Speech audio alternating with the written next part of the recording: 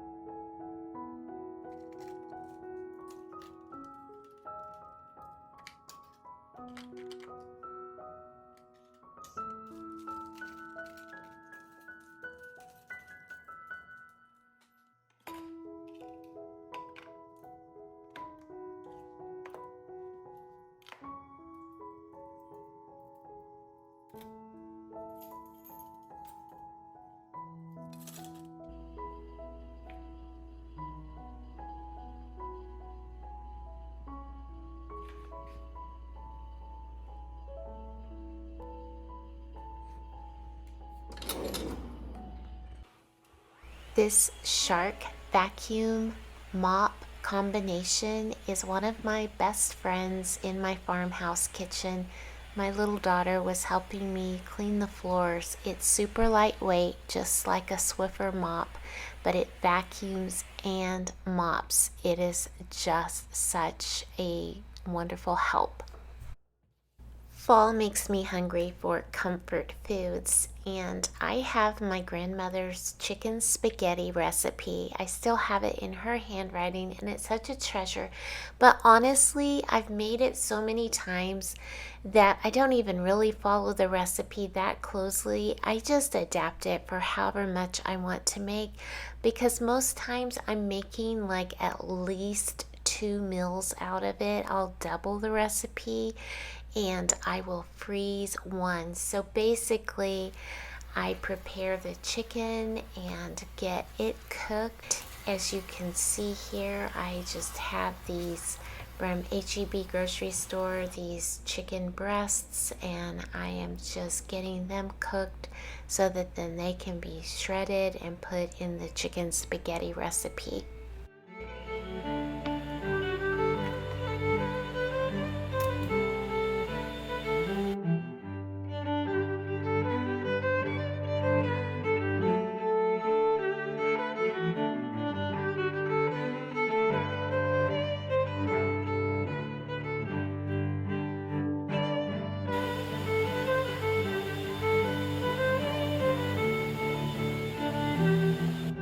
Here I am, just chopping up a variety of different colors of little mini peppers and putting them in my Tupperware food chopper.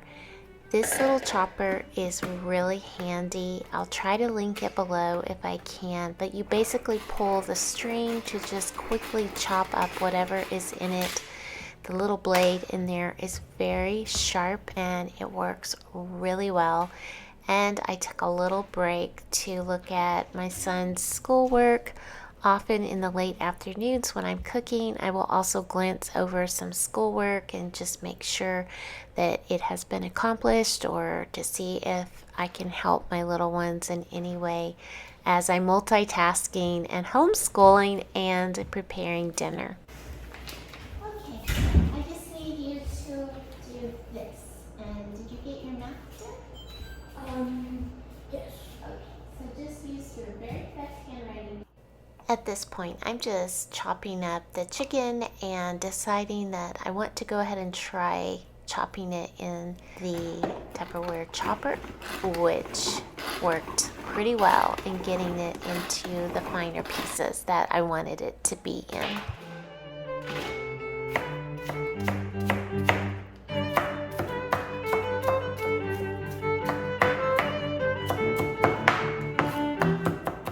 And now it was time to chop up onion. I usually put onion and bell pepper and maybe some celery for the vegetables in the chicken spaghetti. Here I actually did something a little different. I had some shredded zucchini and I thought, well, I will put that in. I was actually really short on onion on that day, and so I decided to kind of replace the onion. Although I love onion in the chicken spaghetti, I needed something else, and I thought, oh, that shredded zucchini will be a filler, and so I did that. And I add salt and pepper and cook it with some olive oil and just kind of caramelize those veggies before I put them in the chicken spaghetti mixture. Now here comes the unhealthy part of this recipe. Yes, I do use canned soups for this. Mushroom soup and celery soup. You could certainly make your own mixture and that would be healthier. This is just what I have always done, and maybe I will improve on making it healthier in the future, but for now I'm still using good old Campbell's soup, and I just kind of eyeball it until the chicken spaghetti is moist. It depends how much chicken I have, how many recipe ingredients I have, how much I make, but I love to make as much as I can and just freeze it, because then I have extra meals in the freezer. So I just kind of decide how much chicken I'm going to cook, and then I know about the consistency of everything, how it should look, just kind of creamy and moist, and I just kind of eyeball it, and it turns out really good, and it's so forgiving. If it is too dry or something after you freeze it, you can add some broth in there. You can always adjust it as needed.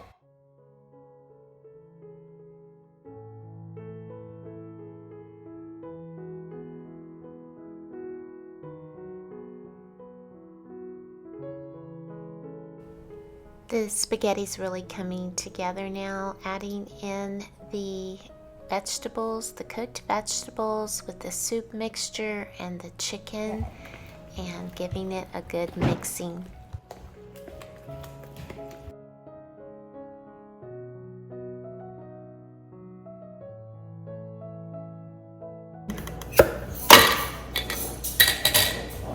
I love having canned applesauce on my pantry shelves.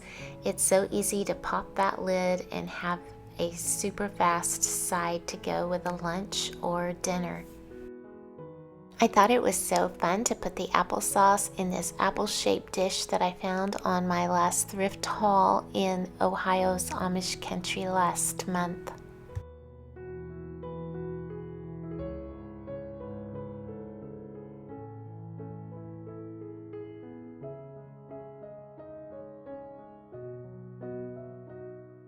And I do cook my spaghetti noodles and get them soft and tender before I mix them in the chicken spaghetti recipe.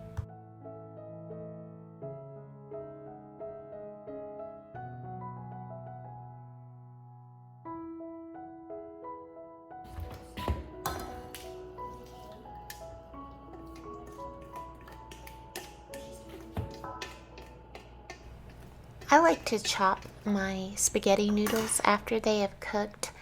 It just seems like they're really long to be mixing in with all of the dense soup, and I just want it to be easy for people to eat, and so I'll take a knife and just chop those noodles and just kind of run that knife through and make sure they're chopped up well and continue to mix, and that seems to work really well for this recipe.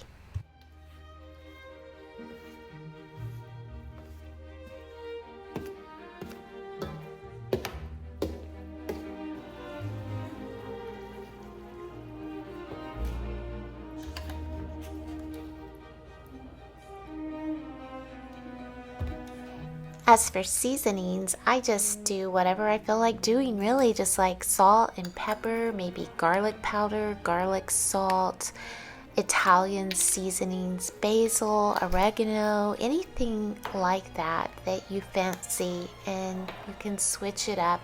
Like I said, I've kind of veered from a very specific recipe for this to just kind of doing what I feel like doing and making the amount I want to make. But what I'm trying to share is just the basic ingredients and procedure.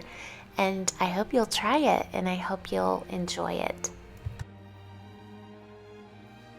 Traditionally, I have just used cheddar cheese on this, but I had several different cheese varieties and decided to layer some different ones, and I think that just adds more flavor. So that kind of spices things up and adds its fun to an old recipe as well.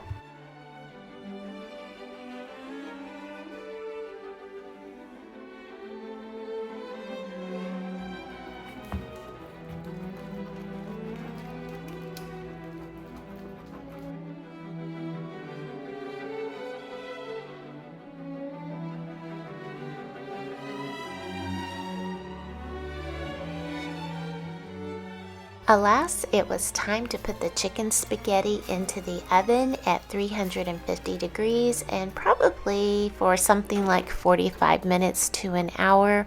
Honestly, when that cheese is bubbling and you can see the juices bubbling on the side of your dish, you know it's good and ready.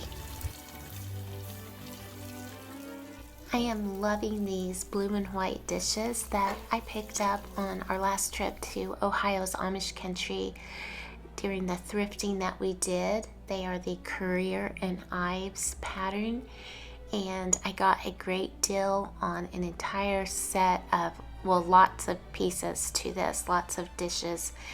And so I was just washing them here to get them clean from the thrift store, and we have eaten dinner on them, and they looked so beautiful on the table, and they feel like quality, just really quality dishes. And I just love thrifting so much for this very reason. I love being able to get really quality items for a very reasonable price. I was working in the house. I heard someone come in all excited, and it turns out that we have a hen that laid some eggs and hatched her own baby chicks. And in all the years that we have lived on land, I would say we've been living this sort of homesteading kind of lifestyle now for probably at least 13 years. We have never had a hen hatch her own eggs. We have had hens sit on eggs, but we've never had the fruition of seeing the little chicks actually hatch. We've used an incubator and hatched our own eggs, but for a mama to successfully hatch her own eggs, this is the first time. It was so exciting. I think the mama wants to be with her babies. An easy side for any lunch or dinner is just to chop up some finger foods. Here I am chopping up baby cucumbers, and then to add other things like keeping pickled beets, pickled asparagus, pickled carrots, things like that in the refrigerator. It's so easy to just put a variety of those little finger foods on a pretty platter and maybe add some cheese. And I count that as a side, instead of cooking another vegetable or salad.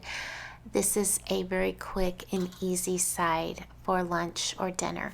I pick up the pickled beets in Ohio's Amish country when we visit there. This is the Amish Wedding brand of pickled beets.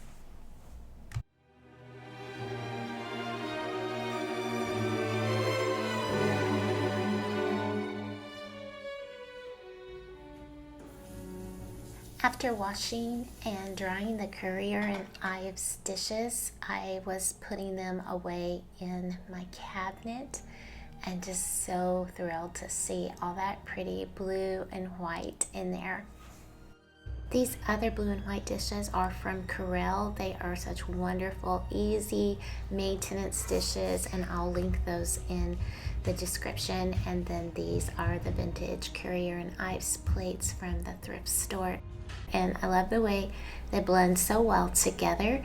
Here I am just putting some farm fresh eggs in one of the Currier and Ives bowls and delighted with how that looks. Of course, dishes are a never-ending task at the farmhouse, and I like to try to unload the dishwasher first thing in the morning if possible, so that as we dirty dishes and as I prepare food, I can just add those dishes in and then turn it on after dinner. We do have 3 dishwashers in this new vintage kitchen, and so when we have a whole lot of dishes, that comes in really handy. But on a daily basis, the one dishwasher, the main dishwasher, is enough for this kitchen. And then we have another dishwasher in our old kitchen. So that's kind of how I try to keep up with it. Also, just having the dish drying rack to the side of the sink. A lot of things I'll just quickly rinse out with my Dawn soap and let them dry there, like especially things like mixing bowls or bigger pieces. And so this is just a daily thing that I have to really try to stay on top of, or it will get out of control really quickly. I so appreciate you visiting me in my vintage kitchen. I hope you are relishing the beautiful things about the season of fall, and I would love to hear in the comments what you are enjoying about this beautiful season. I'll look forward to visiting with you again in my next video. Have a blessed day.